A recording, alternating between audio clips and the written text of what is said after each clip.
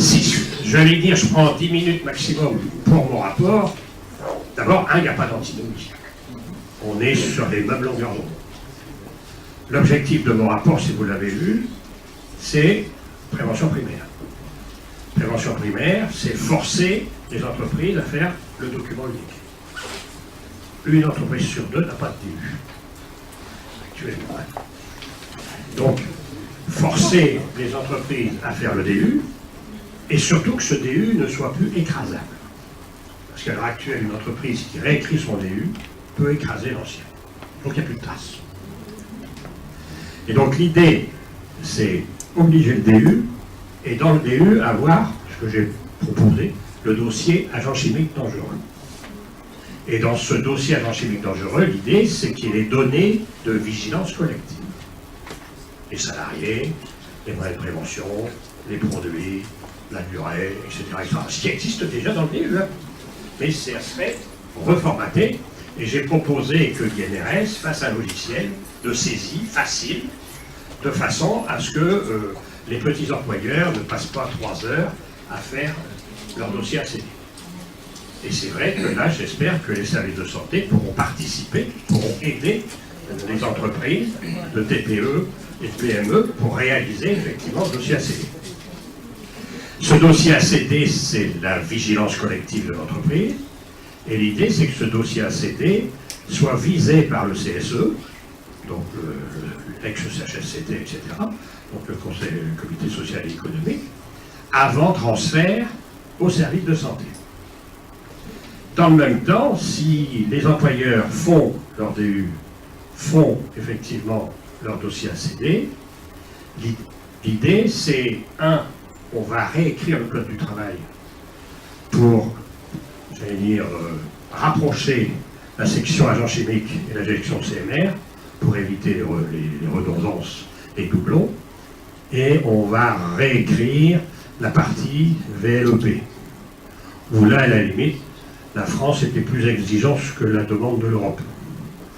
Et l'étude montre, quand on fait les études, on s'aperçoit qu'il y a très peu d'entreprises qui appliquent l'ensemble du système législatif, parce que de toute façon, elles n'arrivent pas à le faire, et que trop de contrôle tue le contrôle.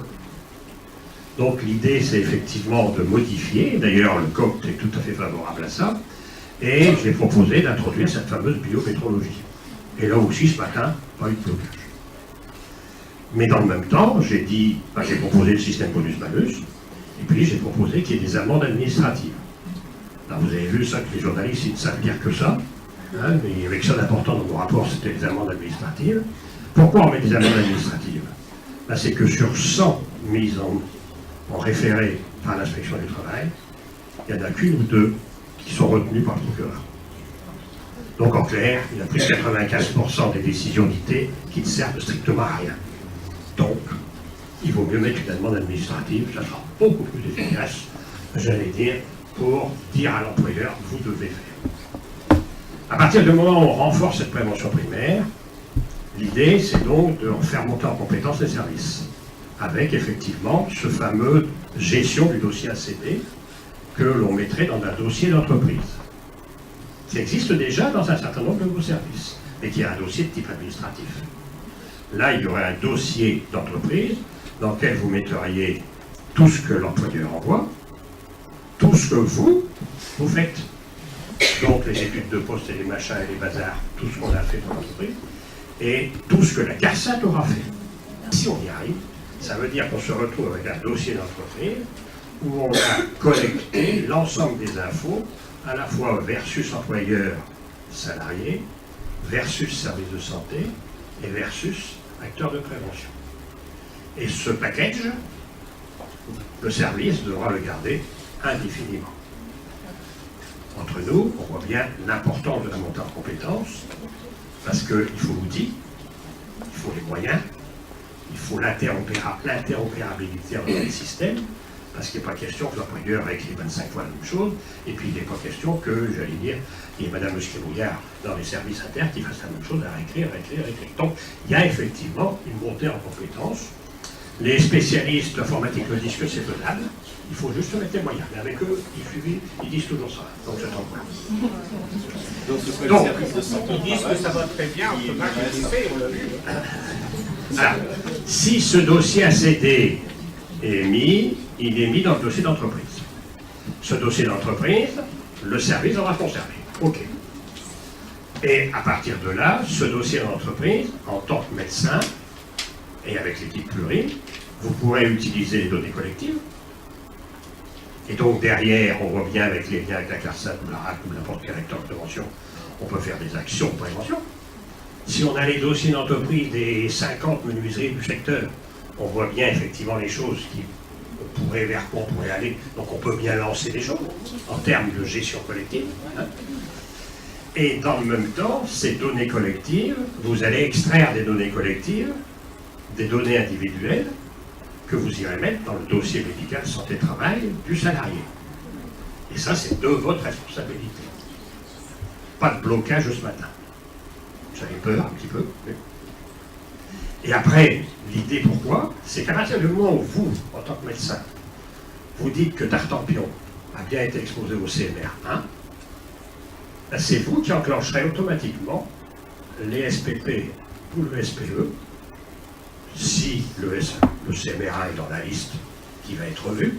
Hein, la Sécu a donné son feu vert pour revoir la liste de suivi post-professionnel et post-exposition. Et c'est que vous puissiez mettre, avec l'accord du salarié, les données d'exposition dans le DMP. L'idée étant que le médecin référent puisse utiliser les données que vous mettrez dans le DMP ultérieurement. Si on arrive à faire ça, ça nécessite, qu'on puisse utiliser le numéro de sécu comme garant du dossier. Ça évitera la multitude de dossiers. Troisième point, j'arrête. C'était l'histoire de compenser le fait de ne pas pouvoir partir en retraite. Et ça, il faut bien comprendre que pour le gouvernement, l'histoire de la retraite à 2 ans, c'était pour des facteurs de pénibilité faciles à compter. À partir du moment où il fallait mesurer la posture un peu beaucoup passionnément penchée, ça devenait compliqué. Donc, on verra si les partenaires sociaux vont reprendre, hein, parce que là, la balle, elle est chez les partenaires sociaux. Hein. Concrètement parlant, tout ce qu'on a prévu dans le texte, dans le dossier ACD, pour l'instant, la seule chose qui pourrait déjà être mise en place dans vos services, c'est le dossier d'entreprise. Vous pourriez déjà, j'allais dire, réfléchir avec la CMT, qu'est-ce qu'on met dans ce dossier, comment on récupère les données, etc., pour avoir cette trace. Après, il faudra attendre de voir comment ça va se passer. Allez, on va s'arrêter. Est-ce qu'il y a des questions? On est dans les temps. Oui. Les diapos. Oui. Ben, on va les mettre. Est-ce qu'il y a des questions? Il y a 3 diapos que je vous présente en même temps que je regarde les bras qui se lèvent. C'est pour vous donner le programme des jours qui viennent. Non, voilà. Alors, donc, pour ceux, il y a la journée d'études pluridisciplinaires, en particulier pour les infirmières, le 11 et le 12 octobre, à l'Institut régional d'administration à Lille. Mais je sais que les inscriptions ont déjà commencé. Il y a une journée qui est prévue avec l'INRS sur conduite addictive et travail, quelle prévention, qui va se faire à Roubaix le 7 décembre. Donc les infos, elles vont être sur le site. Et après, j'allais dire, vous pourrez vous inscrire, bien entendu. Ensuite, il y a une journée pour les jeunes et l'apprentissage qui va se faire sur Valenciennes le 18 décembre, qui est l'approche santé-travail pour les nouvelles générations. Donc là, c'est fait avec la région, avec les centres d'apprentissage et avec Thierry Bréchon. Et notre prochaine réunion Marcel Marchand, c'est le 18 janvier. Là, ça ne sera pas ici, ça sera en face.